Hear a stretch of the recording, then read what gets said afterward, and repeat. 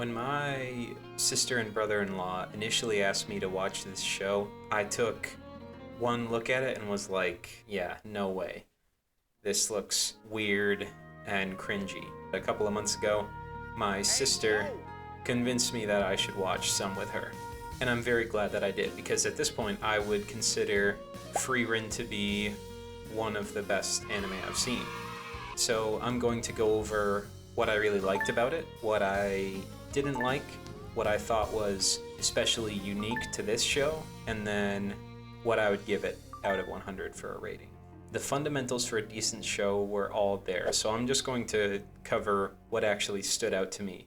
One of the first things I noticed in this show that really sets it apart and was done extremely well was the pacing. Normally with anime, when pacing is done well, we're going from interesting event to interesting event, so we're not dwelling on worthless filler garbage. Two shows that come to mind for me that are also on the shorter side that do a really good job with pacing would be One Punch Man and Solo Leveling. This show, on the other hand, is not going fast at all. It is actually super slow with what it chooses to focus on and how the character's quest is progressing. The difference is that it's executed in such a entertaining and enjoyable way that I really have nothing to complain about. It's actually a strength for this show. They'll take a minor task and they'll extend it to an entire episode.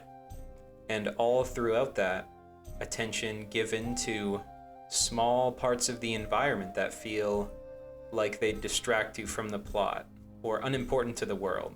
So yeah, the pacing was very unique and the visuals supported that well. So those were the first big ones. Not quite as big, but definitely stuck out to me. The flashback usage in this show didn't suck, which is pretty unique for an anime. Most of the time I see it's in a fight and we're getting this really long look into a character's past, some loosely related event that gives them strength, but a lot of these characters are unique in such a superficial way that these flashbacks just feel like a dead stop in pacing. They're boring, unnecessary, and I couldn't care less. I wish they weren't there. In this show, that does happen a little bit, but a lot of the flashbacks, it's not so much one big event that is the driving motivation for this one-note character. It's more like real memories. They see something that reminds them of what they experienced with somebody else in the past. Not to become stronger for a fight necessarily, but because that's just what happens when you're going through the world and you make connections to what you've already seen. And these, usually through Frieren's eyes, bring her some joy and some sadness mixed into that as well. And it shapes how she interacts with the new people around her. And that really does tie into the story for this show as well. It's a grumpy old lady, lived 1,000 years, who is just now realizing that she took the time she had with her friends that are all gone now for granted. And there's love and joy to be had in being intentional with the people around you. Last thing I'll say about the flashbacks. In other anime like Demon Slayer, Naruto, Jujutsu Kaisen, a lot of times you'll get flashbacks for characters that'll show you the human side of them so that you feel worse when they die. In this, when you're shown flashbacks of loss that reveal the human side of these characters, it feels much more natural. They're met with grief and regret from their past, and they turn to the people around them for comfort, because that's how memories work. So that was the other difference in flashbacks that I thought was really good. And the other thing I really liked that was very strong for this show was the soundtrack. I don't think I've ever seen a show, or I should say, I don't think I've ever seen an anime where the soundtrack is better suited to what you're seeing on screen and the direction of the story. Okay, so if we're looking at what I don't like. I've seen a pretty good number of anime at this point, and there are a lot of common tropes across the board that just make me cringe.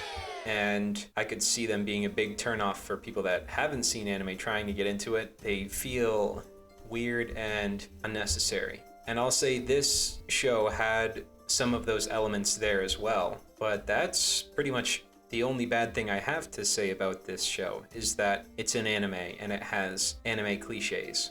For example, on a small scale, there's just behaviors that the characters exhibit that they feel inhuman and unnecessary. Sound effects when characters are eating, like you don't need that much, for somebody eating a sandwich. Most people eat a sandwich and it's not all that. It doesn't need all this extra stuff. And then there's just like moans and grunts and weird little auditory blips that are unnecessary in general. That's definitely an anime thing across the board. Outside of that, there's also the little, cutesy scenes that you probably are not going to see in your day-to-day life, like the head patting that happens a good amount. It's whatever, a little weird, but normal anime things, I suppose. And then the other little thing that's been in newer shows, I would say, or newer seasons in shows, is strong, brave, independent women and men that are physically strong but mentally weak and afraid. You see that with Stark compared to the two girls. He can jump, 10 stories high and level mountains with his swings, but he is scared of the cold, or he's weak to cold and timid mouse in every conversation he has with everyone. I have been seeing that. I saw it very heavily in the most recent season of Stranger Things. Like, if you watch that and you focus on it, female characters that are physically weak but much braver and more competent in fighting than men, yeah, you'll see what I mean if you're looking for it. And my big complaint was actually the fight scenes, which in a lot of anime, this is the highlight. But in this show, the scenes that are small scale, where they're just helping a fellow traveler they found, talking about life, then, moving on to the next thing. It's so grounded. It seems unimportant, but it's given so much care and attention. That is such a strength for this show. So when it turns instead to, these fights with drawn out dialogue and explanations and the same formulas that you see in anime fights everywhere, it feels unnecessary. It was the low point for me. I'm editing right now, and I did want to clarify, these fights look and sound amazing. That's not what I'm talking about that I have a gripe with. It's the other elements that are there, the talking and flashbacks and that kind of thing, which is a complaint I have about most anime in general. If I had to outline the formula, there's a bad guy that's strong, the good guy starts fighting, bad guy thinks they're weak, good guy has a flashback, good guy realizes they're actually very strong and beats bad guy. And that did happen in this show.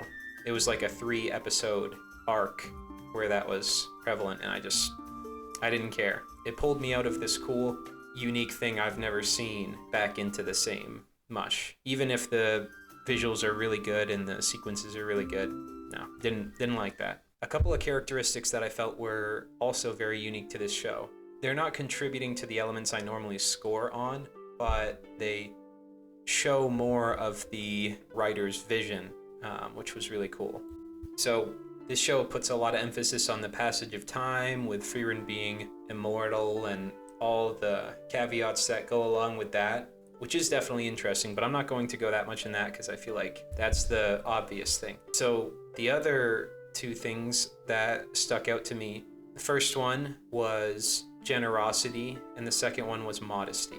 For generosity, what I mean there is, as these characters are going through their travels, they run into a bunch of people on the road, and 9 times out of 10, these people are kind and supportive of the characters, and just open their homes and provide resources to them. I thought that was a really nice touch. It really just brings the message of hope that the show is going for to the forefront, which I don't see that often in what I watch, but that's probably more on me than anything. But I thought that was great, and I thought it was also befitting of, ancient times where this great darkness was removed from the world, and people are grateful for that. Modesty. What I mean there is the characters are proportioned like human beings, even though they've got the crazy hair and eyeballs, and Frieren has long ears. That's fine. But, it's not massive boobs, massive butts, and the clothes they wore aren't insanely revealing. I was glad to see that. To make a comparison here, Demon Slayer, specifically the pink and green-haired girl and the wives of Big Sword Guy, and the two female protagonists in this show. In both, I would say the characters are presented as humble and dignified, or that they're meant to be. From my experience, there's a positive correlation between vanity, pride, and dressing in revealing clothing.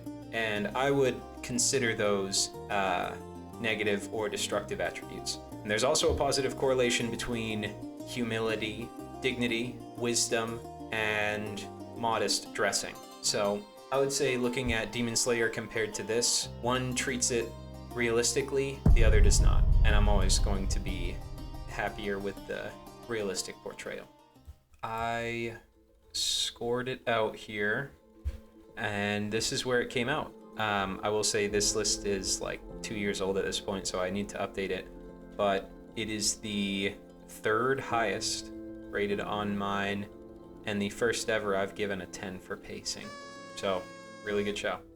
All right, that is it for this one. It is different from my other videos, so if you hate it, if you like it, let me know. Bye.